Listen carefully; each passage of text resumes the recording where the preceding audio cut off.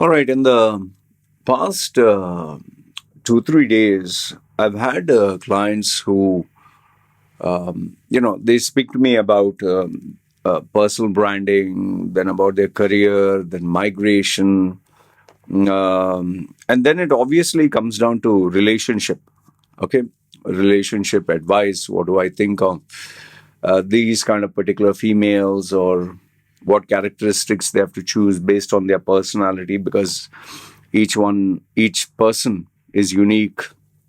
Then sometimes they trust me enough where they show me the photograph or the profile of the person they're planning to get married, and they ask me, what do you think of this, what do you think are the red flags? And because of my experience with women, or because I can read through people quite easily, and most of the time, I wouldn't say 100% of the time I'm accurate, but most of the time, literally maybe even 90, 95%, I'm accurate. um, they they want my point of view. Okay, okay, forget the part where they're surprised. How do you know all this? And it's experience. It's like I'll give you the best analogy. It's like having a computer, okay, an iMac or something, and something has crashed, and you're like wondering what the hell, why is it not working? You're trying to restart, and you're trying to troubleshoot, and nothing is working. And then finally, you go to this very experienced, Apple service guy, and he asks you what's wrong, and you tell him, and then you connect it, it's still not working, and him with hardly a few tweaks, or within less than 2 minutes, he makes it work, and you're like, how the hell did you do that? You were struggling for 3 4 days, and he did it in a few seconds. So the experience and expertise of dealing with people, I would say, has helped me evaluate, and because I've been in this industry. So um, I I wanted to share five types of females that I believe a guy cannot get, no matter how hard they try. Okay, now I'm not talking of those one-off black swan kind of events like you see sometimes on Instagram. This guy was a rickshaw driver, and he's dark, and he's not educated, and he's like a type of a guy you would call to cut coconuts from the tree, and you pay him some half a dollar or something, and he ends up getting a girl from, let's say, Europe, who looks like a model and who's rich. Those are like fairy tale moments, and the reason why we remember them is because it doesn't happen every day. It's like winning a lottery ticket. This guy won $1 billion, and you remember it. Why? Because it doesn't happen every day. But if, on the other hand, I were to tell you that you can buy a toothpaste for $5 off, you'll be like, oh, what's the big deal, man? This is an everyday thing. Or if I tell you that, oh, this guy got married to this ordinary person, you'll be like, so what? You know. So we remember things which are not normal. So here, what I'm going to share with you is five very normal instances, and these are expectations from young men. Okay, young men, or slightly in their 30s, on the types of girls they want to get, or women, or a long-term relationship. And why I always tell them, see, listen, manage your expectations. Okay, don't when you go to a showroom, if you have a budget for a Toyota, don't go around asking for a Range Rover or a Rolls Royce. Okay, you need to be very realistic about things. So I'll give you the five different examples, and these are the five that I could say that five different clients had asked me about their females. Obviously, I'm not going to give you their private details. Okay. Um, See, one thing. Let's understand. Let me have a sip one day. Mm, what's it? See, one thing. Keep in mind, whether whether it's a guy or whether it's a girl, whether it's a man or whether it's a woman, both the parties want the best deal in town. Okay, and what do I mean by the best deal in town? They want the most attractive looking partner. They want the partner with an amazing physique. They want a partner whose face is very attractive. They want a partner who has very good character, great personality, who wants someone who's educated, someone who's successful, someone who is likable. So, you want perfection in almost every area. And you want someone who is, if you're at this level, someone should be obviously, at a much more higher level. And then there are things which you do not have, which you want in others. Like, for example, if you are slightly plump or fat, you would not, most of them would not want a fatter female. They would want a slimmer female. Let's say they are not very good looking. They would want a slightly, more attractive looking. If they're not very successful, they would want someone more successful. Okay. In some cases, some men are very insecure and they say, okay, I don't want the woman to be earning more than me or taller than me. Okay. But overall, you get the gist. So now, just as you want the best of the best, females also want the best of the best. And this is where the problem takes place of managing expectations. Now, I'll give you the 5 examples and I'll tell you why you cannot get these kind of females. The first guy, this particular guy, I'll not tell you, specifics, but he had this girl in mind that he wanted to get married to. She was educated, okay, from, some of the top universities, very smart, very talented, very beautiful. And she was also working in a very good multinational company. Okay. So, they were in talking terms and they didn't move to the conversation of marriage. But I asked this guy, like, what were his expectations? And he stated that he wanted this girl to be very homely. Okay. He wanted her to be at home, take care of the kid, and in other words, sacrifice her career aspirations to be with the kid. And he wanted like to have 3, 4 kids and all that. And immediately I asked him, does your partner, this girl who you are planning to get married to, does she want to have 3, 4 kids? Number one, to which he replied, no, I have not yet discussed, but we're talking.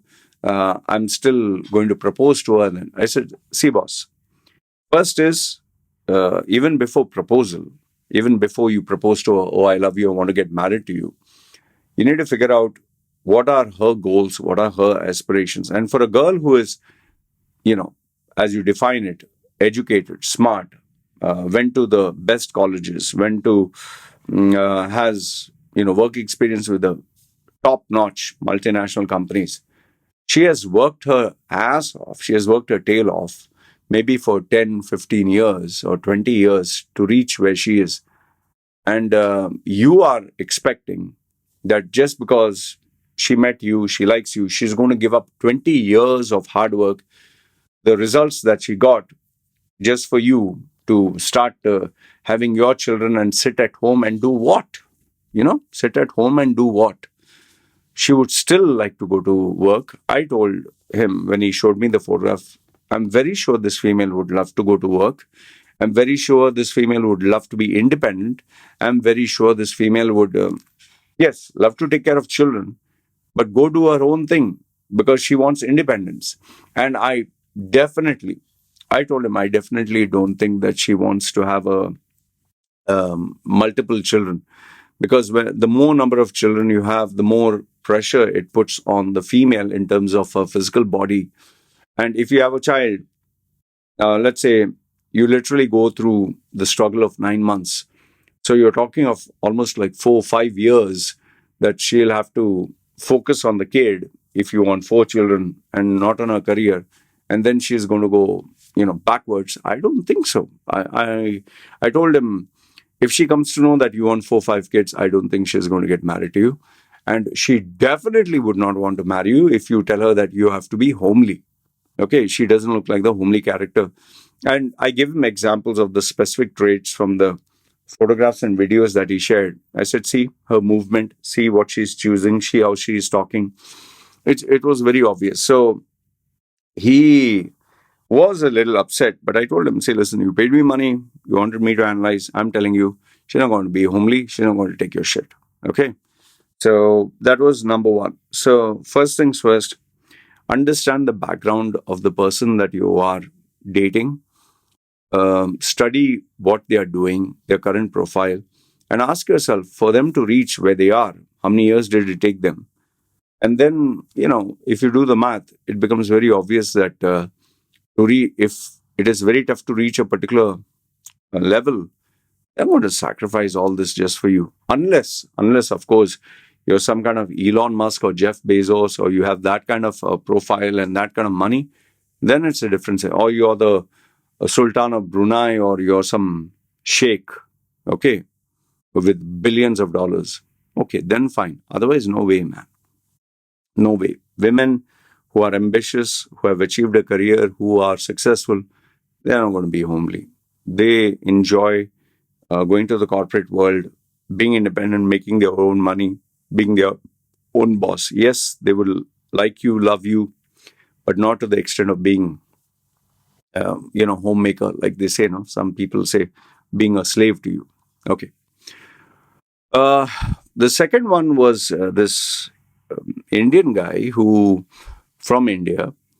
Um, he, they had already crossed the stage of he met her and his family met her family, and now they were discussing about marriage, and everything was fine. But he was afraid to ask her this question because it's rather blunt. And the question was, he asked me, he told me, how do I tell this female, or how do I ask this female that she has to make me the most important person in her life? So I said, can you be more specific? Say, she should literally like worship me. Okay. I know, excuse the term, but remember, he's opening up to me. I want people to open up to me and tell me their deepest desires. So this is what he said. I want her to literally worship me. She has to love me more than her parents. She has to love me more than her friends. She has to love me more than her religion, more than her God, more than her hobbies, more than herself. So this is his expectations. I said, okay, fine. So then obviously I asked him, can you show me the photograph of this female, how she looks? Can you show me a few videos of you guys being together? Moments that you spent together. And what I noticed in that was this girl, this female, had quite a number of photographs of her with her family, good times. And she did participate in a lot of religious events. She was a very good charactered female. Okay, good character. And she was one of those, toppers in the exam, and okay, all that. So I asked this guy, okay, you want this female to be loyal to you, right? He said, yes, 100% loyal. She has to love me. She has to be faithful to me. He wanted her to have him as the God and she should worship him. And then I told him that she will be loyal and faithful to you. That's my gut feeling. She'll be loyal and faithful to you. She'll love you. But she's not going to choose you over her parents. She's not going to give you importance over her religion. She's not going to prioritize you over everything that is important. Okay, maybe friends, fine. She will, obviously love you more than her friends.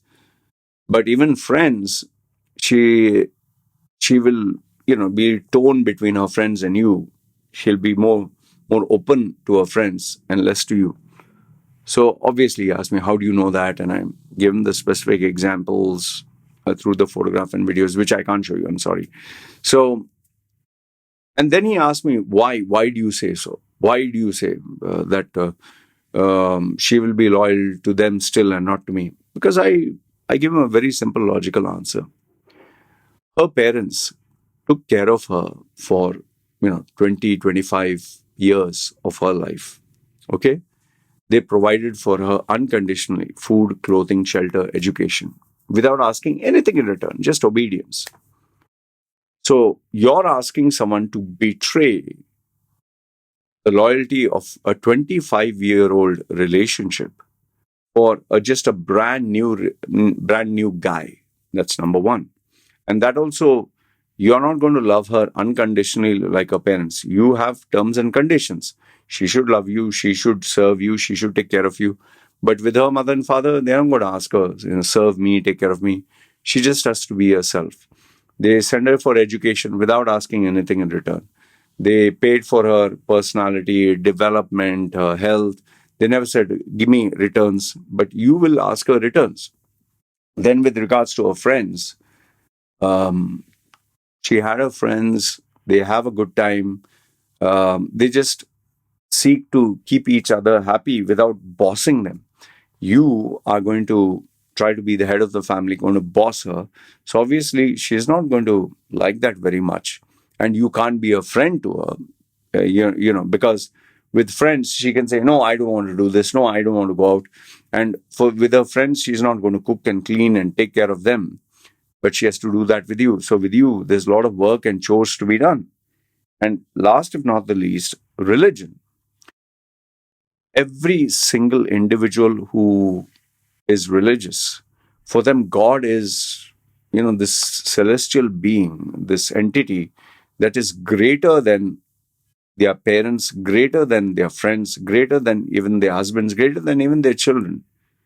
They have this feeling that he gives me everything. So if I'm loyal to him, he'll give me everything else. So it forms their core.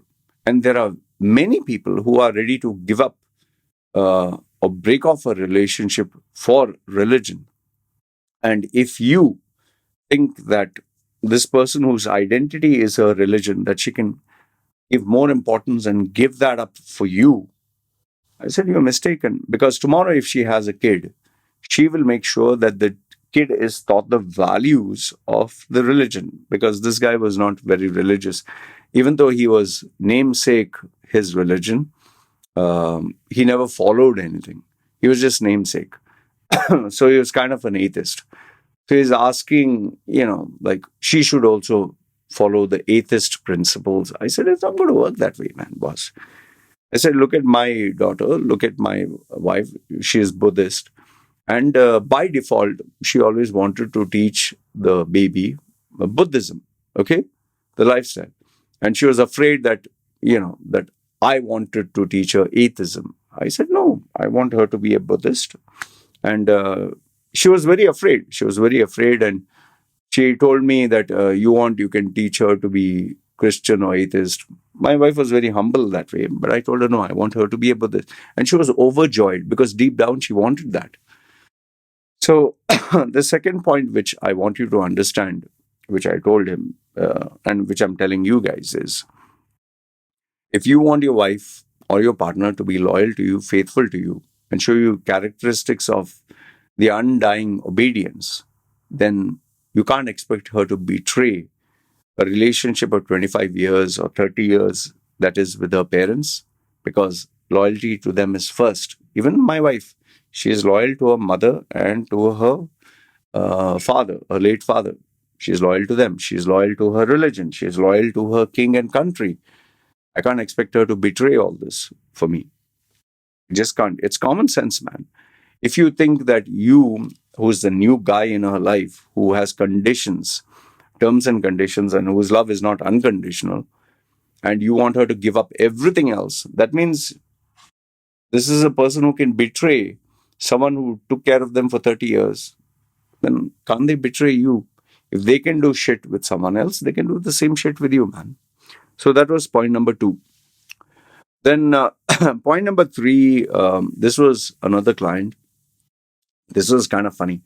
This guy, he had a lot of personality issues, which I did advise him to seek attention, medical attention.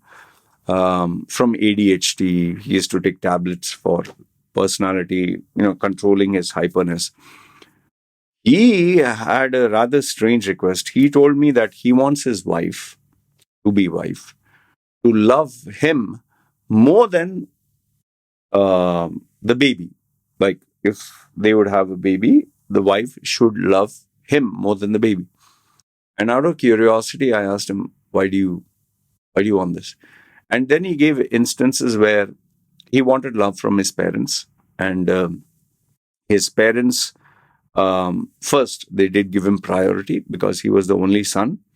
But then after the step brother came, and not sorry, after the next brother came and the sister came, then they didn't give him that importance. So he always felt that he was not loved. And eventually they ended up with a family of five brothers and sisters. So he never got the love and affection that he did, and he always yearned it. This was his secret thing, that tomorrow, if they have a kid, she should still love him and not replace it with someone. He had these,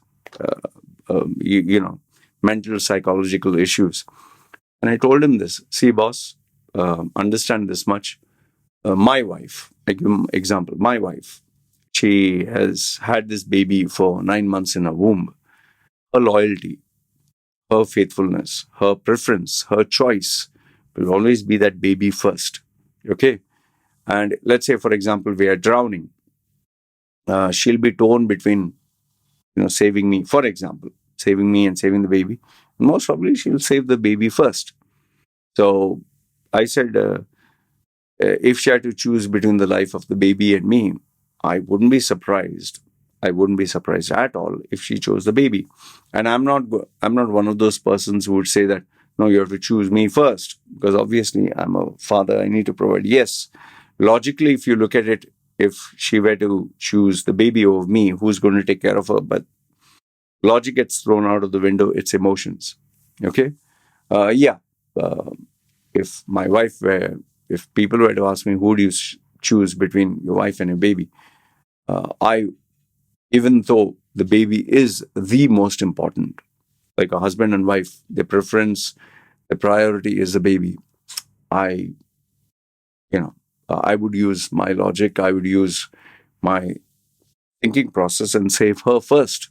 Okay, because if I were to save the baby and she is no longer there, who's going to take care of the baby? Because I'm hardcore, a workaholic. I focus on my work, and having a baby into this world, but not giving the best upbringing, uh, is a sin. And on top of that, you can never get someone who'd love the baby more than the parent itself. It's very rare, unless, of course, the parent is a very evil or demented person. Like my wife, she knows for a fact, if, let's say, me and her were to divorce or break up, there wouldn't be another man who'd love the baby more than me himself. It's very rare, it's very hard. Yes, we do see some movies, or we do see some instances where the stepfather loves the baby much more. But I'm giving you a normal situation. So I told this guy that the very fact that your to be wife will have the baby, okay, in her womb for 9 months, that attachment that is there, and plus the baby drinks the milk from her body, the baby is always close to her skin, the baby is always hugging her and she is hugging the baby, that closeness, you'll see it even in the animal kingdom. The mother will be with the baby and protect the baby even from the father, even from anything. So a mother's love towards her child, you cannot question, replace, or expect that to be less and to be more towards you. No. Yes, she will love you because you are her partner, that she has shared her body with you, but her greater loyalty will be that baby, will be that small little life. So I told him, if this is what you're expecting, I suggest you do not get married, because it's impossible. It's impossible that a woman would prefer, um, let's say, a husband over the baby. And I told him uh, to continue seeking medical attention, because I wanted him to first sort out this issue. And I told him, you're not ready for marriage. So just hold on for some time. Number four is, um, This this young man, everything was fine, but he had this theory that love, the feeling of love, it increases over time. And his theory was, see, when a client books my call and a client wants my guidance, I tell him, just put on the table right away all your expectations. And some of them are, sometimes they are silly and stupid, but whatever, I don't judge them. I tell them, tell me everything. I'll tell you what you need to know. So over here, this guy put it that he wanted his wife to love him more as time went by, more than what he does, and he wants to love the wife more. Immediately, I told him, hit the brakes, stop, and I told him this is not going to happen. She is not going to love you more with time. Neither are you going to love her more. Now, I'm very sure the viewer, you will say, "Oh, what rubbish!" As you get married with time, you tend to love each other more. No, the love that you're talking about is not that. Uh, is that romantic love of hugging, kissing, smooching, sex, the physical intimacy, the public display of affection, the public announcements, all that vanishes within the first few months. After that, you're left with two people who tolerate each other, who understand each other, who sacrifice things for each other, and who live with each other. And then when you have a child, there's another cohesive bond that, like that makes sure that this relationship is even more strengthened. Okay.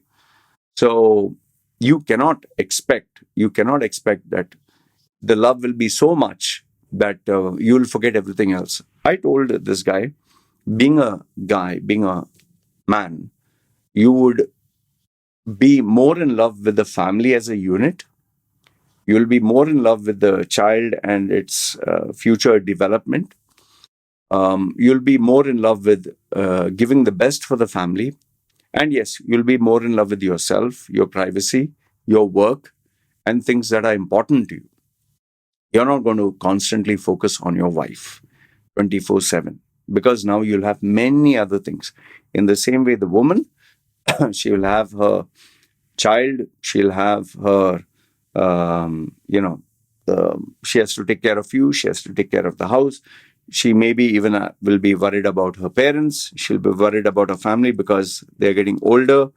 So she'll be day and night, she'll be focusing on running the house. And I said, that is a very exhaustive, it's really exhausting. So she's not going to have, oh, I love you, you're my Janu, you're my sweetheart. Okay, let's make passionate love. And yeah, that is there once a while, but that's not the priority. When you're boyfriend, girlfriend, it's a very different thing. Marriage, the expectations go way too high. So I told him, so if you're talking of love for you and exaltation and worship and focus on you and you focus on her, I said, it's a very immature expectation. It's not going to happen. Okay. So manage and maintain your expectations and understand. And I said, the best example is, look at your mother and father, how they behave and act. Look at her mother and father. Look at general people who are married for 10, 20 years, and you'll understand what I'm saying. And last and not the least, the final example of the client that I had. This one is um, the guy is rich, very, very rich. And he's a self made young man, okay, who got lucky with, business and investments and whatever. So his condition was, he likes everything to be predictable and in control. He wants, like, how he controls his business, how he controls his employees, how he controls his time. He wanted everything to be in control. And I told him that having a family, you cannot control people like robots. Yes, your employees are afraid of losing their jobs. They will be forever. They listen to you. You can control your vendors. You can control your suppliers. You can control your rates that you offer people for your products and services. But the spouse or the wife, that you'll marry. You can't control them, and you cannot control if you have children, because he even had expectations how his son is going to behave, how his daughter is going to behave. I know you might sound like, people are crazy like that. Yes, believe it or not, there are lots of individuals who have a lot of expectations, lots. I told him, people change, time changes, people, behaviors change, you will change, physically you'll change, mentally you'll change, emotionally you'll change, everything changes. And he was not too convinced. Then I had to tell him, listen, when you were 10 years old, how was your personality? When you're 20 years old, how was your personality? 30 years old, how is your personality? So I told him, when you're going to be 40, you think you're going to behave like how you're 10? I said, when you're 10, you liked chocolates and you liked cartoons. When you're 20, did you like chocolates and cartoons? No. You must have liked girls and you must have liked alcohol and clubs, nightclubs, and fun and traveling. Now that you're 30, you don't like nightclubs. You don't like, going out with friends. You don't like many girls. You like a few girls. You've changed, right? And physically, before you were an athlete, and you're a runner. You have 6-pack abs, and now you have a pot belly because you sit, manage people. So I told him, if you have changed so much, people also will change. And just as before, he didn't have certain competitors, he didn't have AI, he didn't have remote working, he didn't have freelancers who would compete with him and his line of business. I said, now it has all happened. Future things will change. I said, don't expect people to be, you can control everything, you just cannot. I said, you can't control your own health, your your borderline blood pressure, diabetes, cholesterol issues you have. I said, you think you can control this? You can't. And the doctor himself said, if you don't manage your stress and you change your lifestyle, you can become diabetic. So you're trying to control everything, you're failing, right? I said, in the same way, you cannot control that woman that you marry. She is not a robot.